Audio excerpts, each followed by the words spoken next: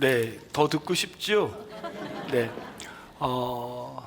조용필이 그분이 1981년에 일편단심 민들레야를 노래했습니다.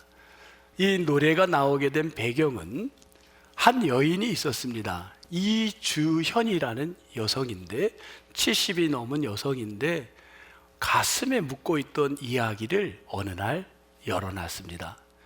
이분이 50여 년 전 남편이 동아일보를 다녔는데 세 남매를 두고 강제로 월북된 겁니다. 남편을 잃고 혼자서 세 남매를 고생하며 노점상을 하며 자판에 장사를 해가며 세 남매를 잘 키웠습니다. 잘 키웠어요. 그리고는 그 노점상을 하고 돈 벌었던 거를 그가 다 동아일보에다가 장학금으로 남편 이름으로 내어놓습니다. 그 기사가 신문에 났습니다. 이 기사를 읽고 조용필 선생님이 이거를 노래하면 좋겠다 해서 그가 노래를 그분에게 전화를 해서 허락을 받고 그리고 가사를 만들어서 1981년에 민들레 일편단심 민들레 일편단심인가요? 아니 일편단심 민들레인가요? 아니 그냥 한번 물어본 거예요. 네. 478장 찬송가 뭔지 아세요? 제목? 네. 그래서 이렇게 이제 이걸 불렀는데요. 사실은 민들레와 연결된 노래들이 많습니다. 최초의 민들레와 연결된 거는 2년 전, 이보다 2년 전에 나온 노래가 있습니다. 여자분이 불렀어요. 누가 불렀냐면 진미령 씨가 부른 하얀 민들레. 네, 하얀 민들레. 진미령 씨가 부른 민들레는 이렇습니다. 나 어릴 땐 철부지로 자랐지만 지금은 알아요 떠나는 것을. 엄마 품이 아무리 따뜻하지만 내가 되면 떠나요 할 수 없어요. 안녕. 그만하겠습니다. 2부 때는 성도분들이 불러줬어요. 3부는 끝까지 저를 혼자 부르라고 놔두시는군요. 저는 가요를 거의 부르지 않았습니다. 제가 머리털 나고 가요를 부른 건 손으로 꼽을 정도입니다. 오늘 여러분들에게 설교에 조금이라도 도움이 될까 해서 어제 하루 종일 연습을 한 게 이 정도였습니다. 제가 노래를 잘 못합니다. 근데 이 진미령 씨가 부른 이 가요, 1979년에 부른 이 가요도 민들레를 주제로 했습니다. 6.25 교수가 책을 하나 썼습니다. 책 제목은 노랫말 속 꽃 이야기인데 그 책에 이런 게 나왔어요. 꽃들마다 가요하고 노래하고 다 연결을 시켰습니다. 그래서 설명을 쉽게 했습니다. 그래서 거기서 제가 보고 응용을 한 겁니다. 이 민들레는 봄이 되면 가장 먼저 피는 꽃이 민들레랍니다. 가장 먼저 피려면 겨울을 견뎌야 되는데 이 견디기 위해서 땅에 납작 엎드린답니다. 그래야 추위를 덜 탄답니다. 뿌리를 땅속 깊이 하고 땅바닥에 그대로 누워 있다가 봄이 되면 가장 먼저 피는 게 민들레랍니다. 이 민들레는 신기할 정도로 안 간 데가 없답니다. 다 돌짝밭에도 그리고 산속에도 샘물에도 다 날아가고, 유럽에서 민들레가 들어왔는데 전 세계 어디에도 민들레가 없는 나라들은 없습니다. 다 있고요. 심지어 자동차가 민들레를 밟고 지나가도 하루가 지나면 거기에서 다시 민들레는 나 여기 있다 하고 활짝 웃으면서 꽃을 피운답니다.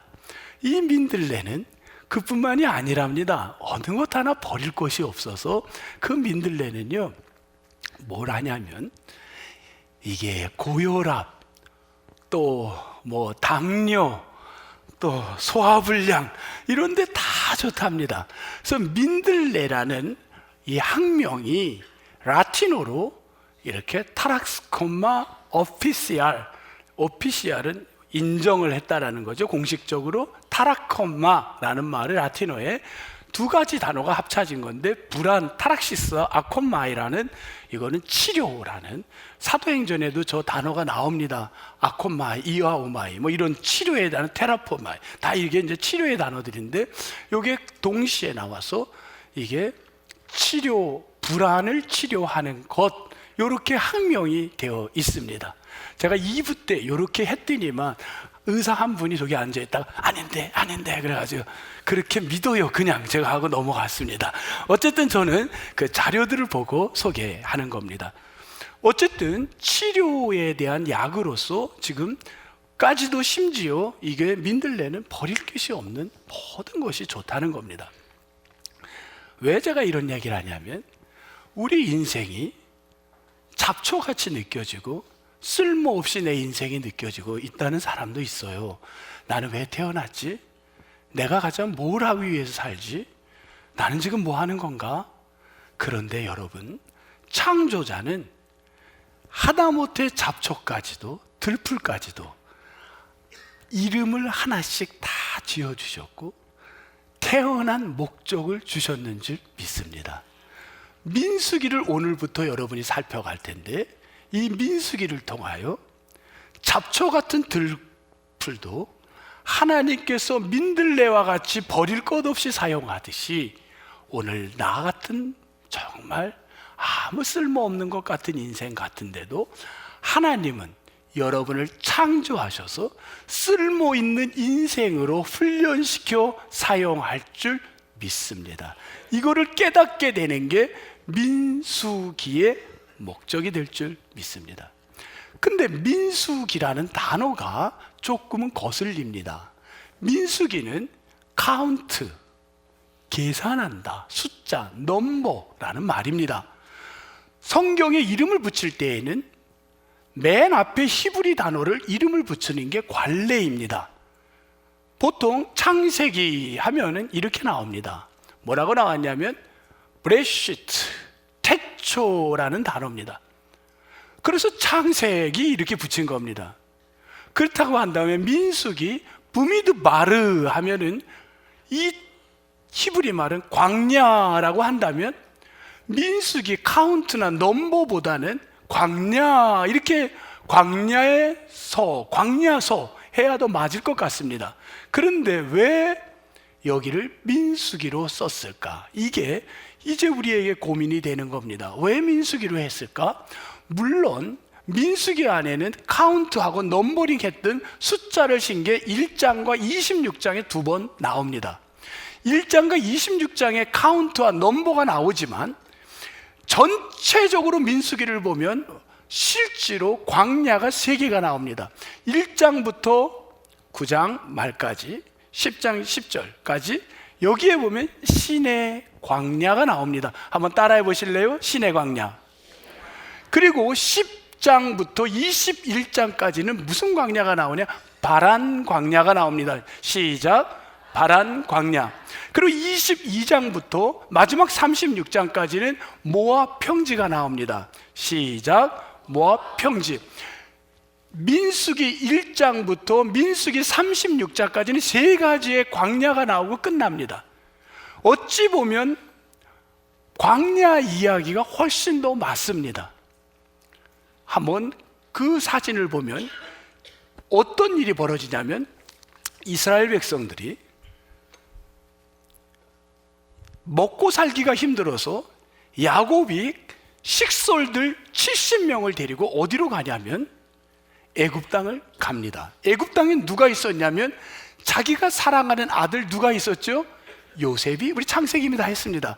요셉이 그곳에 왔다가 그 나라의 국무총리가 된 거 아닙니까? 요셉을 보고 형제들이 아버지를 모시고 70명이 어디를 왔냐면 애굽 땅에 갑니다. 근데 요셉을 아는 왕은 그들을 행복하게 잘해줬지만 그 왕이 죽고 나서부터는 그들이 그 애굽 땅에서 무엇으로 사냐면 종노릇하며 살았습니다. 이 애굽에서의 종노릇을 몇 년간 하냐면 시작 430년 혹은 400년, 우리는 통일하겠습니다. 430년으로 통일을 하겠습니다. 430년을 종노릇하면서 애굽에서 보냅니다. 430년을 종노릇하는데 너무 힘들어서 눈물로 기도를 합니다. 하나님, 우리가 언제까지 낯선 땅에서 종노릇하며 희망도 보이지 않고 우리 아이가 태어나면 종이 될 텐데 여기서 살아야 됩니까? 하고 하나님께 통곡하며 기도했더니 하나님이 그 소리를 들으시고 이들을 애굽에서 이들을 어디로 보내냐면 저 가나안 땅으로 가라. 지금 여러분이 보면 애굽 땅 람세스에서 출발해가지고 가나안 땅을 향해서 가는 건 직선거리로 갈 수가 있습니다. 실제로 지금도 갈 수가 있습니다. 저기 산이 있어서 못 간 게 아니라 갈 수 있습니다. 그런데 얼마가 걸리면 7일에서 10일이 걸립니다. 가면 걸어서 갈 수 있는 거리가. 그런데 저들이 직진하지 못하고 어디로 가냐면 아래로 내려와서 시내 광야로 들었습니다. 얼마에 걸쳐서 시내 광야 1번 넘버 1이라고 했던 시내 광야에 오면 2달 동안 내려옵니다. 2달에 걸쳐서 내려와서 시내 광야에서 머물면서 거기서 뭔 일을 벌이냐면 하나님께서 그들에게 십계명을 주시고 또 레위기에 예배드리는 방법을 알려주고 출애굽기에 여기까지 오는 과정을 보여주고 그 과정, 성경의 창세기부터 해서 출애굽기, 레위기까지의 내용이 바로 신의 광야까지 오는 여정인 겁니다. 그게 그 안에서 이루어진 일들이에요. 그 과정 속에 신의 광야에 도착을 이제 해서 와서 여기까지, 요게 넘버 1, 이들이 1년 15일 동안에 걸렸어요. 여기까지, 요 시간이 1년 15일이 걸려서 이제 우리가 안 되겠다, 이제 가나안에 가야지, 정신 차리자 하고 가나안 갈 준비를 20일 동안 하는데 그게 민수기 1장 20일 동안 사람들을 이제 쉬고 그러는 거라는 거예요. 그리고 출발을 해요. 이들이 어디를 가냐? 넘버 2, 무슨 광야예요? 바란 광야에 이제 거의 1년여 시간이 지나서 바란 광야에 도착을 합니다. 바란 광야에서 어디를 도착하냐면 지역으로 보면 가데스 바네아라는 데 도착을 합니다. 가데스 바네아에서는 여러분 어떤 사건이 생기냐면, 가데스 바네아 하면 생각나는 게 있나요? 이스라엘에 몇 지파가 있죠? 12지파가 각 지파마다 한 명씩을 대표로 뽑아가지고 그들을 뭘로 세우나요? 너희들이 가서 가데스 바네아에서 뭐를 하냐면 저 가나안 땅에 가서 뭐 하고 오라 그러나요? 스파이하고 오라 그럽니다. 그래서 12명이 대표들이 가데스 바네아에서 출발해 갖고 그들이 40일 동안 어디를 가냐면 저 가나안에 가서 정탐을 하고 돌아옵니다. 그리고 나서는 그들이 보고를 합니다. 리포트를 내는데 10명의 사람들은 네거티브 이야기를 합니다. 실제로 네거티브지만 그게 맞는 말이고 현실적인 사실입니다. 우리는 그들에게 봤더니 그들이 워낙 장대해서 가보면은 우리는 마치 그들 앞에 뭐 같다고 그랬냐면 메뚜기와도 같습니다. 가봐야 희망이 없습니다 라고 보고를 합니다. 그때 두 사람 누구였냐면 여호수아와 갈렙은 분명히 우리는 메뚜기 같은 나약한 존재지만 하나님이 가라고 하신다면 갈 수 있습니다 라고 이야기를 합니다. 어찌 보면 우리 인생 여정 속에 이런 고백이 나올 때가 있습니다. 희망은 안 보이고 우리는 너무나도 연약하고 인간적으로, 사실적, 과학적, 지성적, 이성적으로, 합리성으로는 안 되지만 하나님이 함께하면 갈 것입니다 라고 그런 인생을 만날 때도 있는 거죠. 그게 그 가데스 바네아에서 경험하게 됩니다. 하나님은 저들의 모습을 보고 너무 속상해 하십니다. 광야에 저들이 애굽에서 너무 고생해서 이 땅을 보내는데 그걸 도전도 못하고 두려워 떠는 걸 보고 아직도 너희들은 변하지 못했구나. 그래서 하나님은 그때부터 몇 년을 돌게 한 38년을 돌게 해서 도합 40년을 이들은 가나안에 못 들어가고 거기서 유리 방황하게 됩니다. 그리고 40년, 도합 40년이 될 때 이들이 어디를 도착하냐면 모압 평지에 자리를 잡게 됩니다. 텐트를 치고 모압 평지에서 있을 때 거기에 이제 가봤더니만 너무너무 살기가 좋은 겁니다.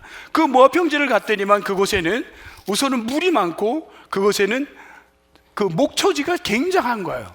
그때 12지파 중에 소떼와 양떼를 많이 갖고 있던 지파가 있었어요. 어떤 지파였냐면 르우벤 지파와 갓 지파였습니다. 12지파 중에 르우벤 지파와 갓 지파가 그들이 모세를 만납니다. 모세 선생님, 우리는 여기가 우리에게 딱 맞습니다. 우리는 가축을 키우지 않습니까?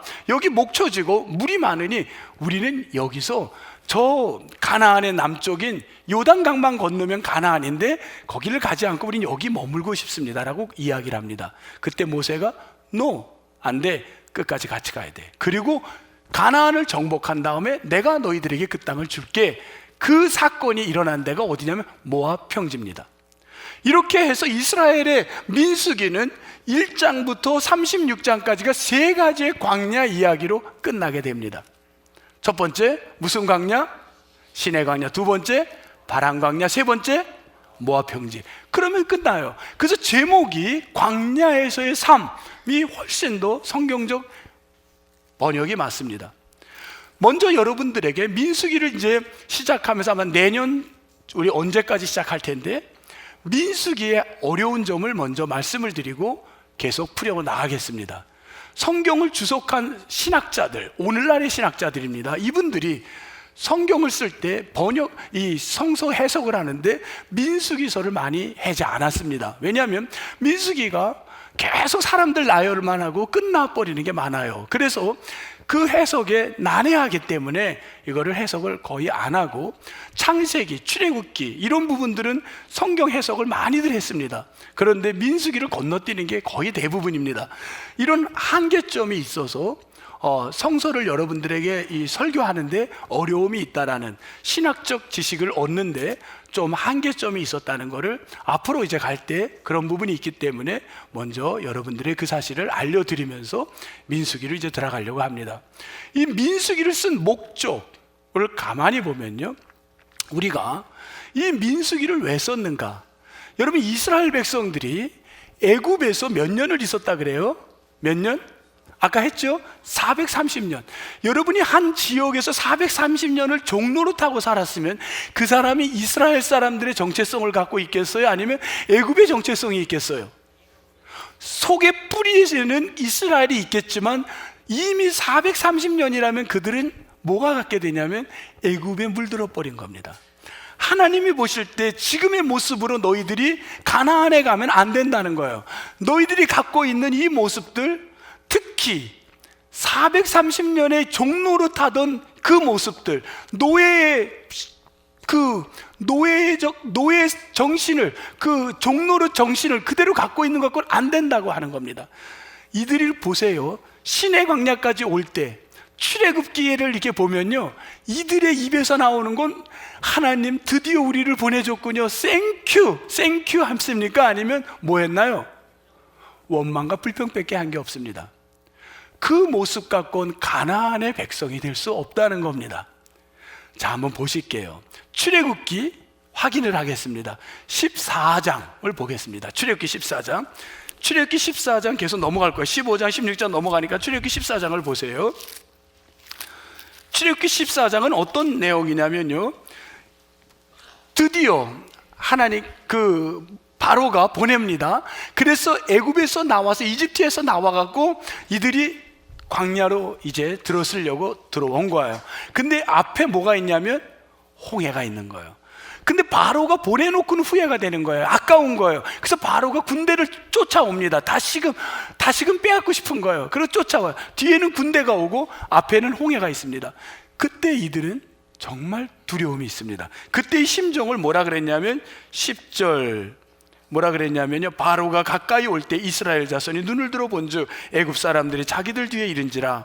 이스라엘 자손이 심히 두려워 여호와께 부르짖다가 뭐합니까? 11절, 그들이 모세에게 이르되 애굽에 매장지가 없어서 당신이 우리를 이끌어냈습니까?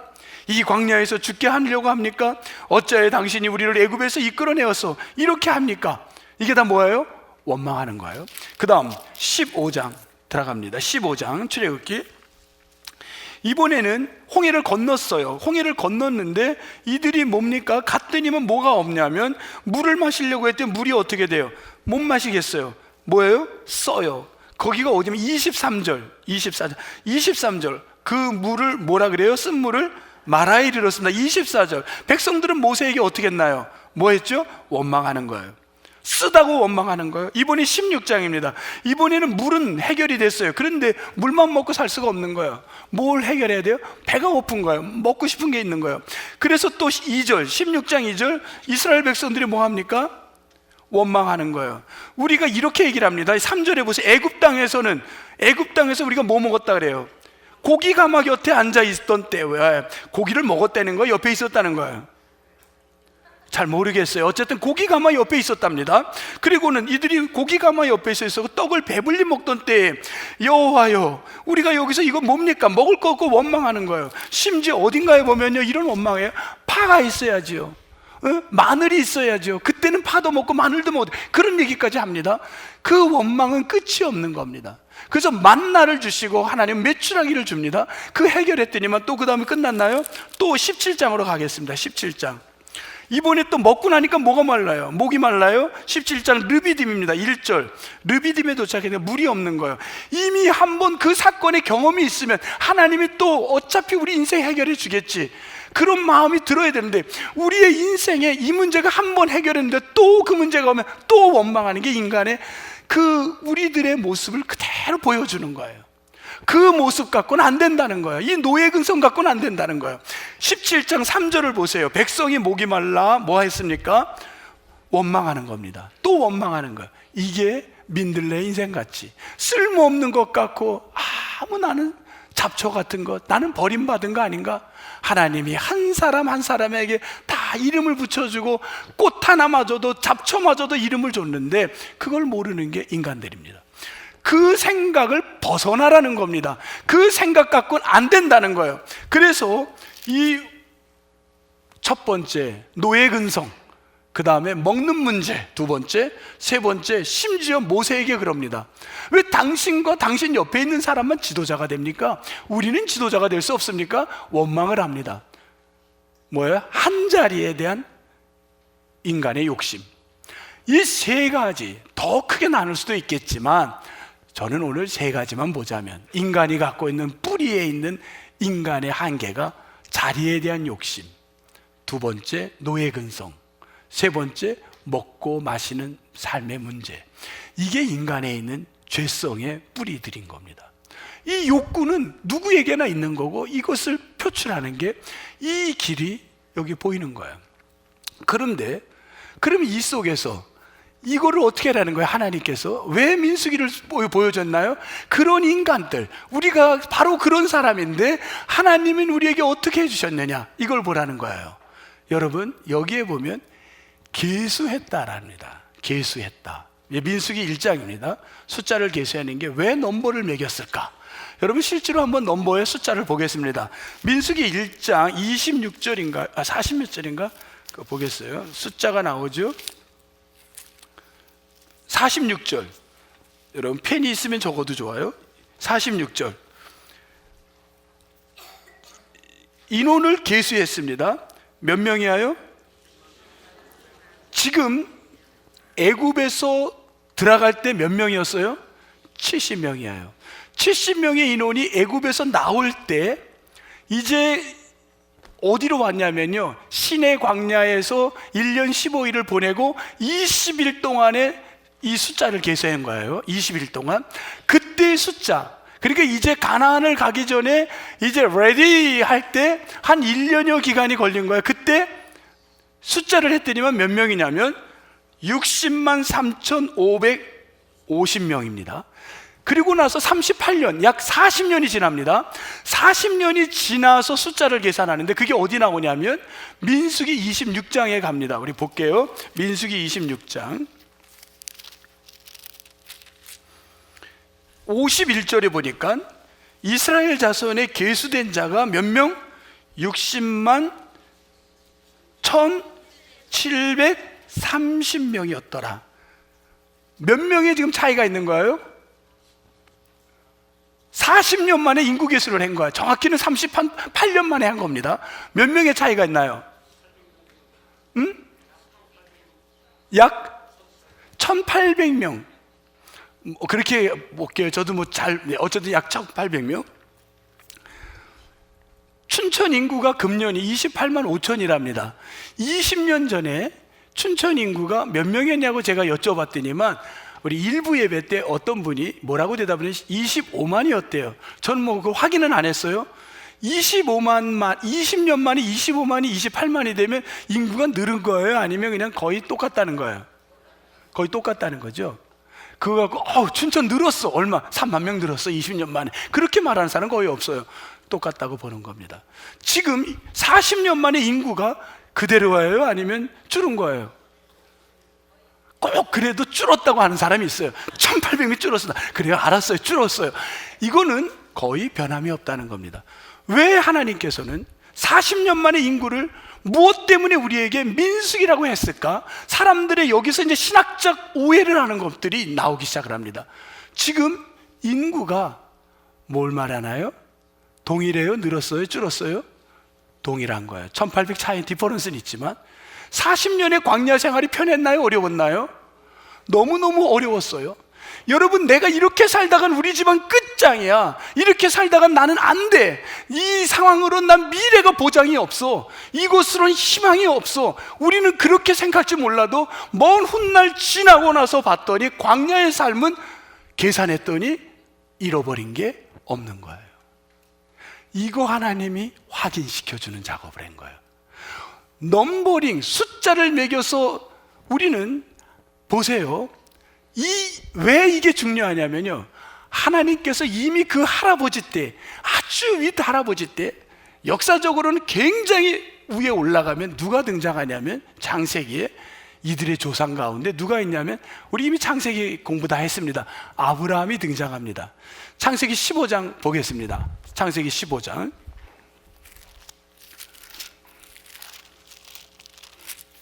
창세기 15장 5절. 아브라함은 아이가 없었습니다. 근데 하나님이 그를 끌고 가더니만, 나오라 그러더니만, 그에게 무슨 얘기냐면 5절 뭐라 그랬어요? 둘째 줄, 하늘을 우러러 무뼈를 너 설 수 있니? 내가 너의 자손을 이와 같이 주리라. 상식적으로 믿을 수가 없는 거야. 우리의 이성과 합리적으로는 받아들일 수가 없습니다. 내가 무자한데, 자식이 없는데 나에게 저 하늘의 별처럼 주신다는 말을 누가 아멘할 수 있겠습니까? 그런데 하나님이 아브라함에게 약속을 했습니다. 22장 창세기 또 한 번 이야기하십니다. 하나님이 창세기 22장 17절, 17절 봅니다. 내 씨가 크게 번성하여 모처럼 하늘의 별과 같이 바닷가의 모래같이 하리라. 그 말을 누가 믿을 수 있습니까? 그런데 실제로 이들이 70명의 조상이, 자녀들이 만들어진 거예요. 후손에 가서 그 70명의 후손이 애굽 땅에서 있었다가 그들이 나올 때, 이들이 430년이 지나서 그 민족이 출발할 때 몇 명이 된 거예요? 남자만 60만 명이 된 겁니다. 우리가 나머지 다 잘라놔서 60만 명, 남자만 20세 이상 남자만 60만 명이에요. 그러면 그 인구는 어마어마한 거예요. 그리고 나서 40년이 지나서, 약 38년 몇 개월이 지나서 그 인구를 다시 카운트했더니만, 인원이 그 고된, 그 지옥 같은 광야, 마실 물도 없어서 원망이 되고, 그 온갖 전염병이 있고 온갖 어려움, 전쟁을, 싸움도 있었고, 그곳에서 우리는 끝났다, 왜 우리를 불러냈느냐 했지만, 다시 인구조사를 했더니만 어때요? 그 인원이 거의 almost same이라는 거예요. 이게 하나님은 약속은 어떠한 환경에서도 반드시 지켜주시는 줄 믿습니다. 내가 계획할 때 내 미래는 불투명하고 내 인생이 깨는 것 같고 내가 다 망한 것 같지만, 여러분 나중에 수십 년이 지나 계산해 보세요. 하나님이 망하게 하지 않았는 줄 믿습니다. 그럼 왜 계수를 했다 그래요? 이게 오늘날 신학에서는 이렇게 해석을 하는 거예요. 계수한 거는 3절에 전쟁이라는 단어에 올인돼 버렸어요. 여기에 그냥 빠진 거예요. 많은 사람들이 전쟁을 나가기 위해서 20살 이상의 사람들을 카운트했다는 거예요. 3절 보세요. 그건 맞아요. 전쟁이 나오고 20세 이상의 장정들 싸움에 하기 위해서 나가. 우리나라는 군대를 가려면 19살인데 이스라엘은 20살이었습니다. 여기서 한번 반문하겠습니다. 우리는 그쪽으로만 해석하다 보면 끝없이 글로만 들어가는 거예요. 그럼 인간의 이성적으로 설득이 너무 쉬워요. 그런데 거기에 영적 부분이 사라지게 되는 거예요. 이렇게 질문을 합니다. 여러분, 지금까지 신의 광야에 오는 동안 하나님이 전쟁을 했습니다. 아말렉과의 싸움이 있었습니다. 아말렉과 싸울 때 군대의 숫자와 무기와 병거로 이겼나요? 아니면 손을 들고 모세가 기도할 때 그때마다 승리했습니까? 모세가 손을 들 때마다 승리했다고 성경에 반드시 기록되어 있습니다. 그렇다면 숫자가 전쟁에 이기는 결과물입니까? 아닙니다. 우리 상식으로는 숫자가 전쟁에 이길 것 같은 생각을 해요. 우리 오늘날 해석으로. 그래서 이게 딱 맞아떨어져요. 3절에 계수했다, 전쟁에 나갈 숫자를 찾은 거예요. 그러면 전쟁에 나가서 앞으로 미래에 싸울 일을 대비해서 숫자를 카운트한 거고 넘버링한 걸로 민수기라고 했다면, 과연 성경에 나온 전쟁은 숫자로 이겼냐는 거예요. No, 아니에요. 하나님이 이기게 한 겁니다. 그러면 숫자는 사실 의미가 없는 거예요. 숫자 안 쉬어도 이기려면 이겨요, 안 이겨요? 이기는 거예요. 근데 하나님은 약속을 이루었다는 걸 보여준 거고, 그 숫자가 의미 없는데도 왜 해라 그랬는가? 우리의 해석에 문제가 있어요, 여러분. 계수하다라는 단어에 대한 잘못된 오해입니다. 2절과 3절에 보면 계수하다라는 단어가 나와요. 카운트했다, 넘버 매겼다라는 2절 계수라는 우리 번역의 계수인데, 이 말은 히브리 말의 의미는 단 하나가 있는 게 아니라 두 가지가 있습니다. 계수의 의미는 2절에 나오는 계수는 나사로시에 대한 단어가 해석이 안 된 거예요. 로시는 머리입니다. 머리 한 사람 한 사람에게 카운트, 무슨 의미가 있냐면, 이 머리에 카운트를 한 거는 옛날에 전쟁에 나갈 때 임금이 말을 타고 가든지 지나가면 장수들이, 병사들이 있다가 거기에 리더로, 장수로 부름받은 사람이 지나가면서 이름을 부를 때 그 사람의 고개를 들고 자기를 딱 나타낼 때, 내가 너를 지도자로 세우겠다. 너가 이번 이 전쟁에 너는 이 민족의 지도자다. 그거를 확인할 때 나사로시라는, 로시, 이 머리를 세우는 겁니다. 그러니까 이 계수, 2절에 나온 계수는 어떤 의미냐면, 내가 너를 지도자로 세우겠다는 거예요.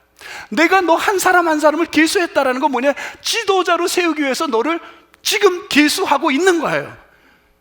넘버 숫자가 중요한 게 아니라 너는 나의 지도자라는 거예요. 3절에서 계수는 또 어떤 단어냐면 히브리 말이 달라요. 요 3절에 나온 히브리 말은 뭐라고 쓰여져 있냐면 파카드라는 단어예요.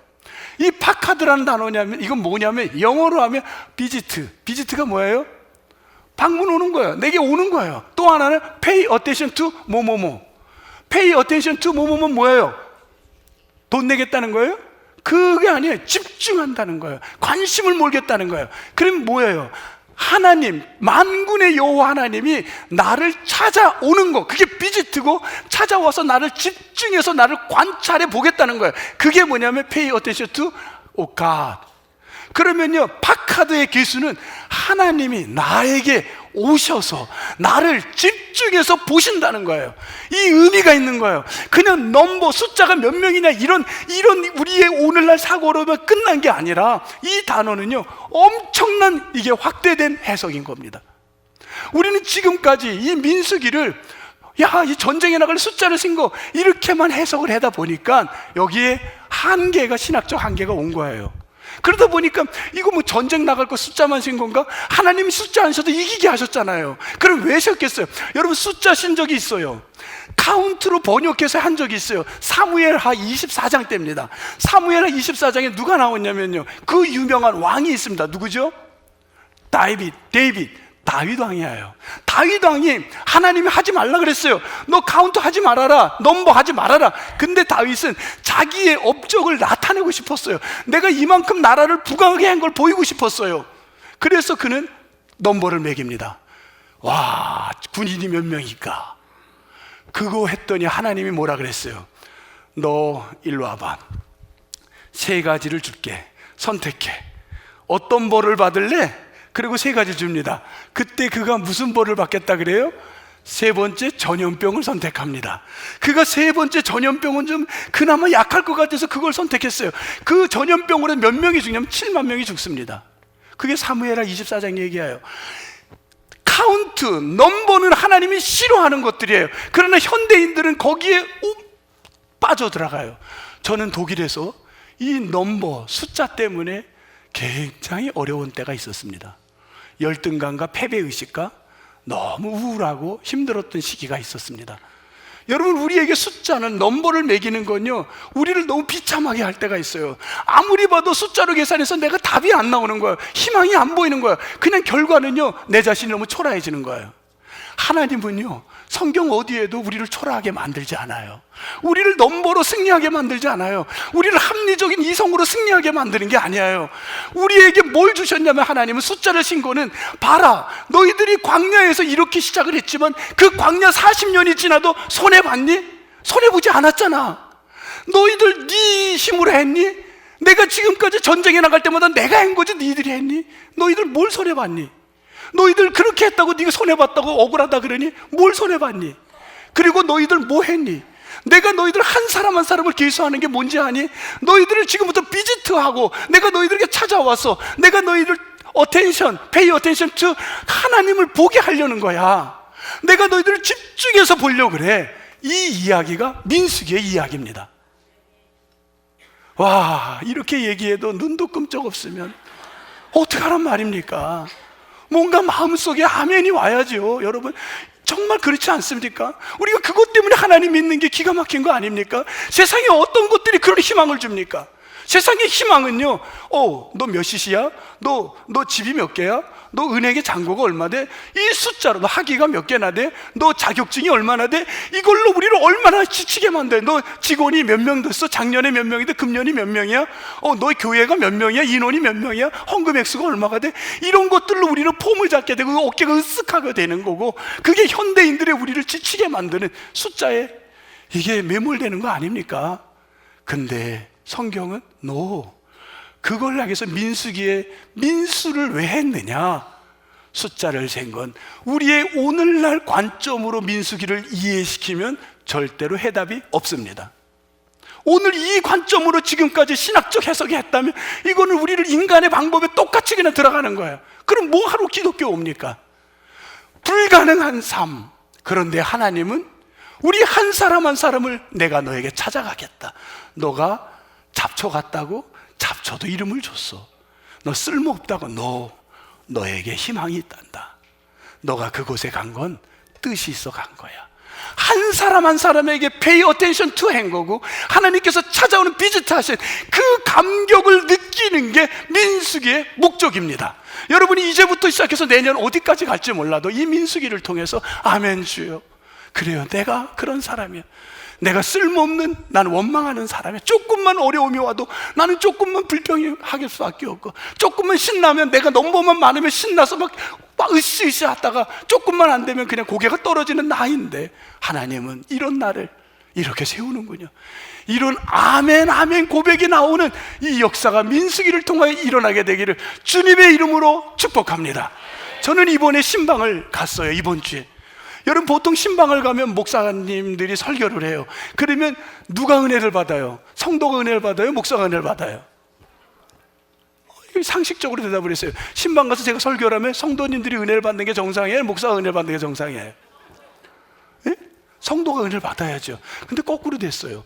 이번에는 신방을 갔다가 제가 은혜를 받았어요. 저만 받은 게 아니에요. 우리 여기 전 목사님하고 둘이 같이 은혜를 받았어요. 목사님도 은혜 받은 거죠? 같이 은혜를 받았어요. 목회자들이 너무 은혜를 받았어요.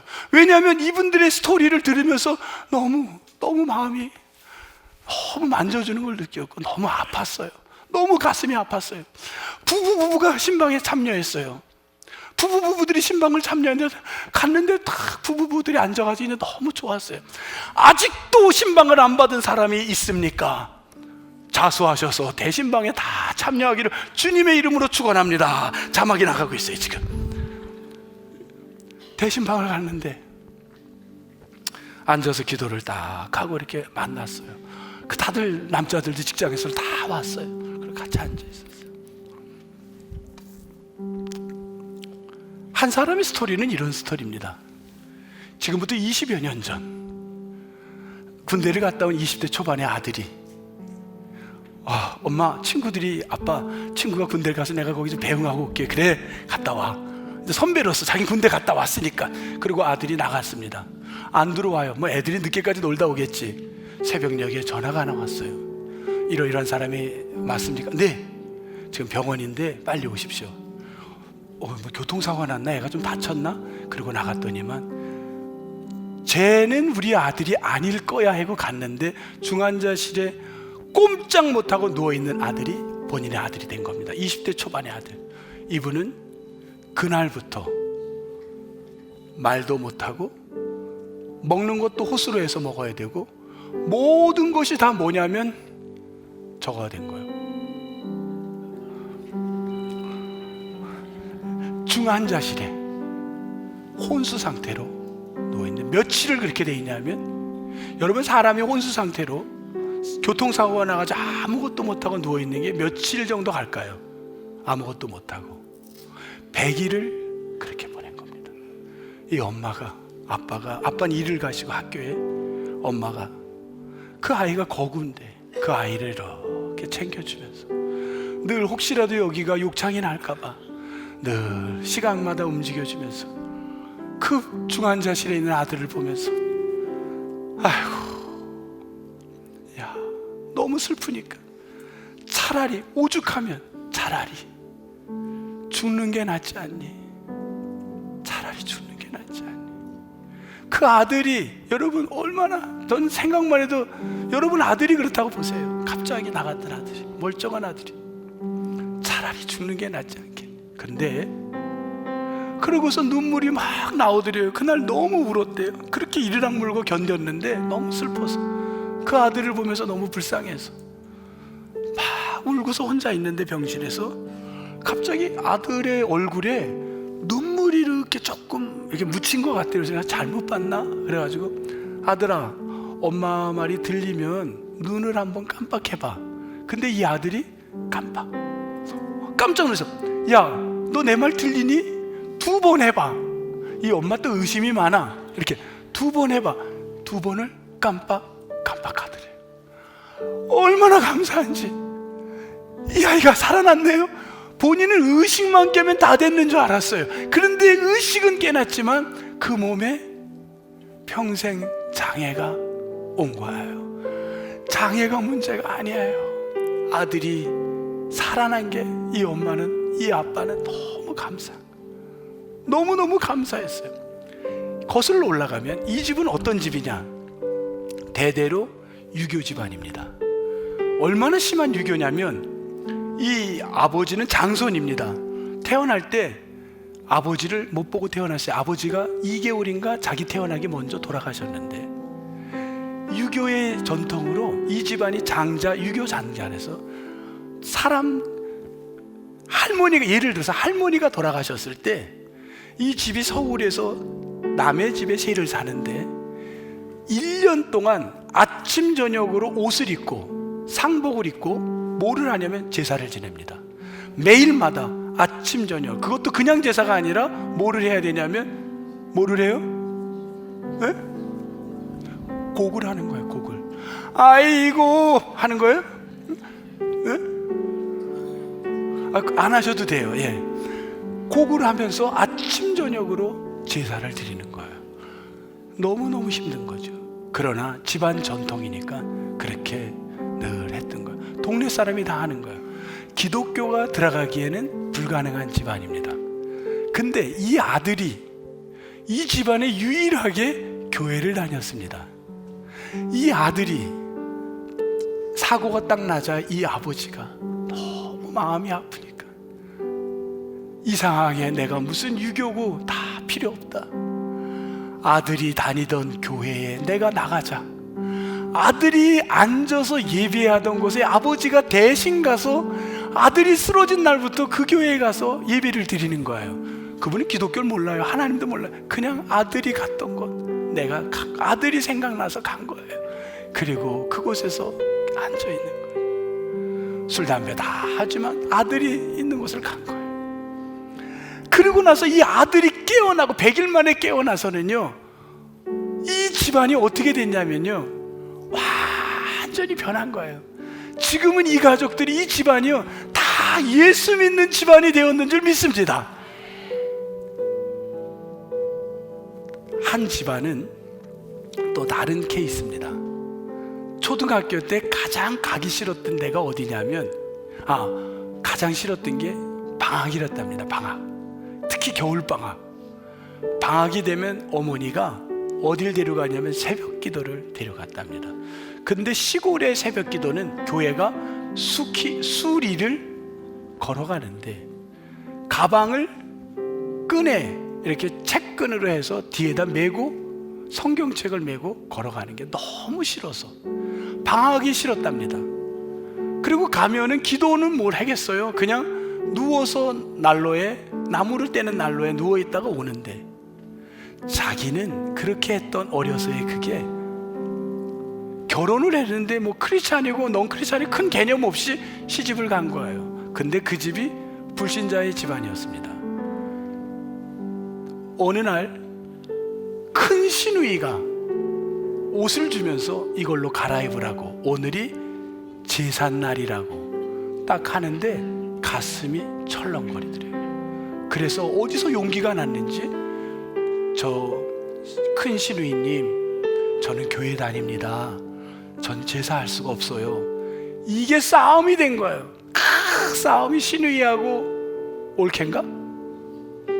시누이하고 올케가 싸운 거예요.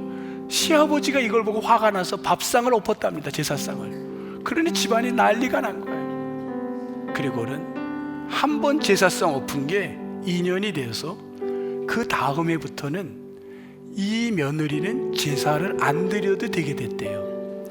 한 번 땡깡을 놓은 거죠. 근데 놀라운 일이 벌어진 거예요. 지금 그 큰 시누이가 권사님이 되어서 새벽을 가시는데 그냥 가는 게 아니라 꼭 갈 때마다 목욕을 하고 가신답니다. 그러면서 이 올케한테 그런답니다. 자네는 새벽 기도를 가는데 목욕도 안 하고 가나? 그렇게 얘기를 한대요. 그래서 온 식구가 그 집도 믿음의 가정이 됐다는 거예요. 또 한 케이스가 있어요. 이 케이스는 시집을 갔는데 시댁 식구들이 너무 못되게 하는 거예요. 특히 시어머니는 막 화가 나면 더러운 욕을 하신대요. 듣기가 거북할 정도 욕을 하는데, 그런데 딴 집은 안 가고 이 집에만 와서 있는데요. 그래서 이분을 90이 넘으셨는데 90 넘을 때까지 평생을 모신 거예요. 근데 한 번도 고맙단 말 안 하고 조금만 서운하면 욕을 하는데 그냥 모셨답니다. 하루 치매가 오는데 7번을 대변 소변을 본답니다. 기저귀를 바꾸는데 상상을 해보세요. 자기에게 욕을 하는데 기저귀를 바꿀 때. 근데 치매가 오더니만 이러더래요. 엄마, 그러더래요. 본인에게. 그 말을 듣는 순간 자기 자식 같은 마음이 들더래요. 엄마로 안 보이고 시어머니로 보이는 게 아니라 내 자식같이 보여지기 시작하면서 아무 적이 없더래요. 그래서 기저귀를 하루 7번씩을 계속 갈아줬답니다. 어느 날 이 치매가 정신이 제대로 올 때가 있대요. 제대로 왔을 때 평생 처음 듣는 말을 쓰셨답니다. 무슨 말을 썼냐면, 며느라, 아가야, 미안하다, 고맙다, 그 얘기를 하더래요. 자기 평생에 한 번 들어본 거래요. 그 말을 듣는 순간 지금까지 시댁 시어머니가 그렇게 자기를 못되게 한 게 싹 사라지더래요. 그냥 용서가 싹 되는 게 그냥 아무것도 아니더래요, 그게. 그래서 너무 마음이 기뻤대요. 그리고 그 어른이 얼마 전에 세례받고 돌아가셨어요. 그 고백을 하는 거예요. 여러분, 세 케이스가 다 달라요. 한 사람은 오기로 그 집안에 가서 버틴 거고, 한 사람은 어려서의 신앙을 갖고 결혼해서 용기를 가진 거고, 한 사람은 그 하나의 자녀로 말미암아 집안이 다 구원받게 된 케이스가 다 다르는데, 여기에서 우리 하나 얻을 수 있는 건 쓸모없는 것 같고 나약한 것 같은데 하나님은 우리를 왜 나를 이곳으로 보냈나요? 여러분, 민들레 꽃씨가 가고 싶어 간 게 아니라 바람에 따라 간 것 같지만 보이지 않는 손에 의해서 그곳에 간 것처럼 우리 영원하신 보이지 않는 전능하신 하나님이 나를 보낸 것이고, 그곳에 가서 내가 쓸모없는 것 같고 내가 아무것도 아닌 것 같은데 나로 말미암아 그 가족을 구원하는 일에 도구로 사용했다면 여러분은 민들레의 사명을 감당했는 줄 믿습니다. 여러분, 이 땅에 민들레로 사신 분이 누굽니까? 예수 그리스도입니다. 그분은 하나님이 원하는 곳에 날아가셔서 그 땅을 구원시킨 분이 예수님인 줄 믿습니다. 오늘 여러분, 내가 아무 도움도 안 되고 쓸모없는 것 같은 나일지라도 하나님은 내가 너에게 pay attention to 한다. 그리고 내가 너를 비지트한다. 너는 지도자가 될 사람이야. 주님이 그래서 나에게 찾아와 계수했던 그 사건처럼 그러한 여러분들이 되어 가시기를 주님의 이름으로 축복합니다. 여러분 모두가 이 한 주간도 승리하시기를 다시 한번 축복합니다. 하나님 감사합니다. 우리 모두가 오늘도 내가 아무것도 아닌 것 같고 내가 정말 버림받은 것 같고 쓸모없는 것 같아도 하나님은 나를 부르셔서 이 가정에 보내시고 이 집에 시집 오게 하시고 이 집에 자녀로 태어나게 하신 게 하나님의 큰 계획인 줄 믿사오니 그 속에서 우리의 사명을 온전히 감당하는, 민수기를 통해 나를 발견하는 그런 역사가 일어나게 도와 주옵소서. 감사하옵고 예수님 이름으로 기도하옵나이다. 아멘.